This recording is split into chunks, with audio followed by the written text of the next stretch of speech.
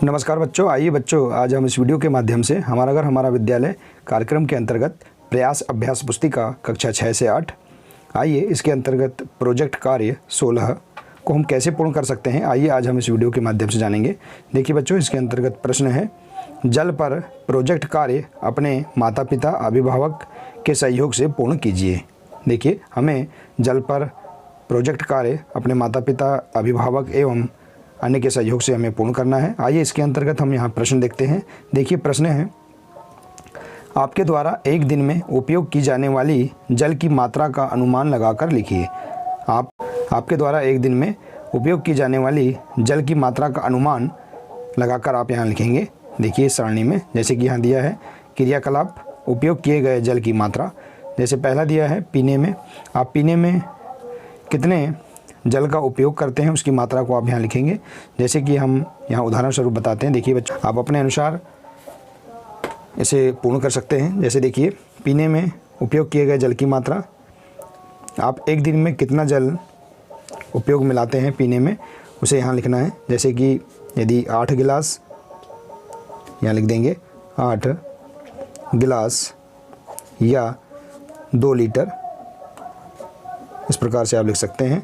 इसी प्रकार से लिखेंगे। देखिए दूसरा, ब्रश करने में आप उसमें एक दिन में उपयोग की जाने वाली जल की मात्रा हम यहाँ लिखेंगे। जैसे ब्रश करने में कितना लगता है तो आप यहाँ लिख देंगे 1 जग या 2 जग, जो भी आपको लगता है आप यहाँ इस प्रकार से लिख देंगे। इसी प्रकार से देखिए, नहाने में आपको एक दिन में कितना जल की मात्रा लगती है उसको आप यहाँ लिख देंगे। जैसे कि देखिए, नहाने में यदि 2 बाल्टी लगती है या 1 बाल्टी जल की मात्रा लगती है तो आप यहाँ लिख देंगे। जैसे कि देखिए 1 बाल्टी।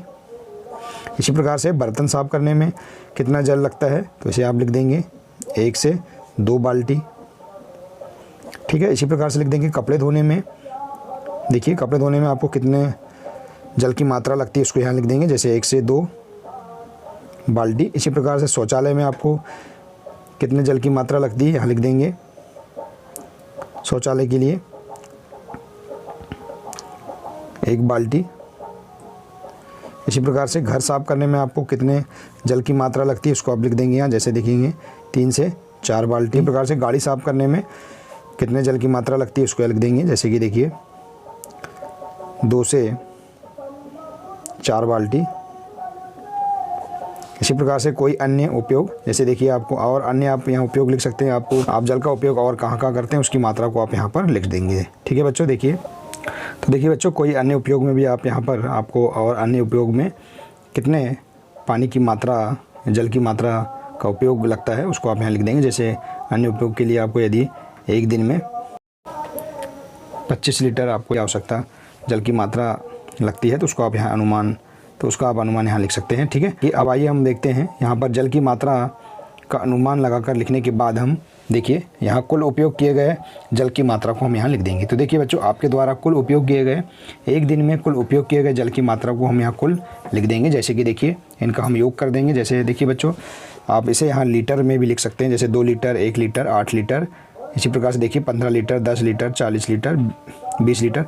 अब हम इनका कुल योग लीटर में कर देंगे। देखिए तो देखिए बच्चों, इस प्रकार से आप यहाँ पर इस उपयोग किए गए जल की मात्रा को आप यहाँ योग करके इस प्रकार से लिख देंगे। जैसे देखिए 129 लीटर कुल इनका योग इस प्रकार से आप लीटर में लिख सकते हैं। ठीक है बच्चों, तो देखिए इस प्रकार से हम प्रश्न पहले को बहुत ही सरल तरीके से पूर्ण कर लेंगे। आइए इसी प्रकार से प्रश्न दूसरा देखते हैं। देखिए बच्चों, इसी के अंतर्गत अगला प्रश्न है, प्रश्न दूसरा, आपके घर में पीने के लिए एवं विभिन्न कार्यों के लिए जल कहाँ से प्राप्त होता है। तो देखिए बच्चों, बहुत ही सरल प्रश्न है कि आपके घर में पीने के लिए एवं विभिन्न कार्यों के लिए जल कहाँ से प्राप्त होता है। तो आप यहाँ इसका आंसर लिख देंगे, हमारे घर में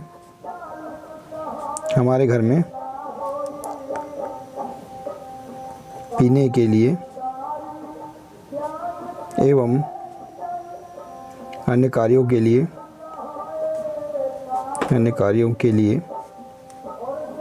जल हम यहाँ लिख देंगे। देखिए कुआं, इसी प्रकार से लिख देंगे नल, इसी प्रकार से लिख देंगे बोर, हैंडपम्प, इसी प्रकार से लिख देंगे बावड़ी। ठीक है बच्चों, देखिए इस प्रकार से तो इस प्रकार से देखिए आप यहाँ पर हमारे घर में पीने के लिए एवं अन्य कार्यों के लिए जल कुआं, नल, बोर, हैंडपम्प, बावड़ी आदि से, यहाँ लिख देंगे, आदि से प्राप्त होता है, प्राप्त होता है। ठीक है बच्चों, इस प्रकार से आप लिख देंगे। ठीक है, आइए इसी प्रकार से अगला प्रश्न देखते हैं। आइए बच्चों, इसी के अंतर्गत अगला प्रश्न है, जल की बर्बादी रोकने के लिए हमें कौन कौन से घरेलू उपाय करने चाहिए। आइए देखते हैं इस प्रश्न को हम कैसे पूर्ण करेंगे। देखिए, जल की बर्बादी को रोकने के लिए हमें कौन कौन से घरेलू उपाय करने चाहिए, इसको हम इस प्रकार से लिख सकते हैं। आइए देखते हैं। तो देखिए बच्चों, इस प्रश्न का उत्तर हम इस प्रकार से लिख सकते हैं। देखिए, घरेलू उपाय, पहला है बाल्टी में पानी लेकर जग से नहाना चाहिए। दूसरा है सब्जियों एवं फलों को नल के नीचे नहीं धोना चाहिए। तीसरा है फव्वारा व नल में नहाना नहीं चाहिए। इसी प्रकार से है पोछा लगाकर घर धोना चाहिए, हमें अधिक पानी से घर नहीं धोना चाहिए। इसी प्रकार से पांचवा, शौचालय में छोटी बाल्टी का उपयोग करना चाहिए। तो देखिए बच्चों, आप इस प्रकार से यहाँ पर घरेलू उपाय करके पानी की बर्बादी को आप इस प्रकार से रोक सकते हैं। देखिए, आप अपने स्तर से और भी अन्य पॉइंट यहाँ पर लिख सकते हैं। ठीक, आइए इसी प्रकार से हम अगला प्रश्न देखते हैं। देखिए बच्चों, इसी के अंतर्गत अगला प्रश्न है, समाचार पत्रों एवं पत्रिकाओं में जल की कमी से संबंधित लेख एवं चित्रों की कतरन को हम कटिंग बोलते हैं, एकत्रित कर स्क्रैप बुक बनाइए। देखिए बच्चों, आप समाचार पत्र जो अपने घरों में समाचार पत्र एवं पत्रिकाएं जो आती हैं, उनमें आप जल की कमी से संबंधित लेख या जो न्यूज़ होती हैं, उनमें से आप चित्रों की कटिंग करके उन्हें एकत्रित करके स्क्रैप बुक बना सकते हैं। देखिए बच्चों, आप इस प्रकार के यहाँ जो चित्र हैं, इन्हें आप पत्रिकाओं से इस प्रकार से कतरन करके आप एकत्रित कर सकते हैं। देखिए, जैसे कि हमने यहाँ उदाहरण स्वरूप इन चित्रों को यहाँ बताया है। देखिए बच्चों, और इन चित्रों को एकत्रित करके आप स्क्रैप बुक बहुत ही सरल तरीके से बना सकते हैं। आप एक अपनी बुक भी यहाँ तैयार कर सकते हैं। ठीक है बच्चों, आइए इसी प्रकार से हम अगला प्रश्न देखते हैं। देखिए बच्चों, इसी के अंतर्गत अगला प्रश्न है, नदी तथा तालाब के पानी को पीने योग्य कैसे बनाया जा सकता है। देखिए, बहुत ही सरल प्रश्न है, नदी एवं तालाब के पानी को पीने के योग्य कैसे बनाया जा सकता है। आइए हम इस प्रश्न का उत्तर इस प्रकार से लिख सकते हैं। देखिए बच्चों, आप इस प्रकार से इस प्रश्न का उत्तर लिख सकते हैं। देखिए, फिल्टर को तालाब या नदी में 1 मीटर की दूरी से फेंकने पर यह 2 से 3 मिनट के अंदर बोतल में साफ़ पानी पहुंच जाता है। जो फिल्टर का जो बोतल होता है, उसमें साफ़ पानी पहुंच जाता है और यह बोतल का पानी पीने योग्य हो जाता है। तो इस प्रकार से हम यहाँ पर नदी एवं तालाब के पानी को पीने योग्य इस प्रक्रिया के माध्यम से हम बना सकते हैं। देखिए बच्चों, आइए इसी के अंतर्गत अगला प्रश्न देखते हैं। देखिए बच्चों, अगला प्रश्न है, वर्षा जल को संचित करने के लिए उपाय लिखिए। जो वर्षा का जल है उसको संचित या एकत्रित करने के लिए क्या उपाय हैं, आइए हम देखते हैं। देखिए, तो देखिए बच्चों, इस प्रकार से आप लिख सकते हैं, ढलान, नदियों एवं नालों के माध्यम से जा रहे जल को बचाने के लिए इन तकनीकों को अपनाया जा सकता है। जैसे देखिए, गली प्लग, परिरेखा बांध, गेबियन संरचना, चेक बांध, सीमेंट प्लग या नाला बंड, पुनर्भरण शाफ्ट, इसी प्रकार से भूमि जल बांध इत्यादि उपाय हम वर्षा जल को संचित करने के लिए कर सकते हैं। देखिए इस प्रकार से। आइए बच्चों, इसी के अंतर्गत हम अगला प्रश्न देखते हैं। देखिए बच्चों, इसी के अंतर्गत अगला प्रश्न है, जल स्रोतों के प्रदूषित होने के कारण एवं प्रदूषण दूर करने के उपाय लिखिए। तो आइए देखते हैं, हम जल स्रोतों के प्रदूषित होने के कारण एवं प्रदूषण दूर करने के क्या उपाय हैं, इन्हें हम देखते हैं।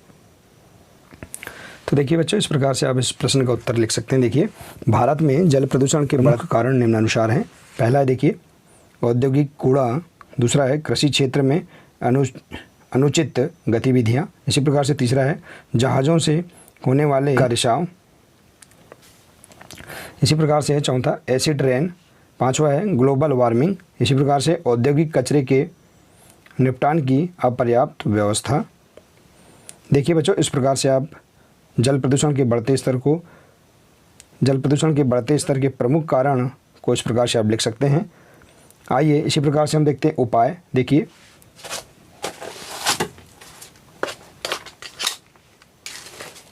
देखिए बच्चों, उपाय हैं।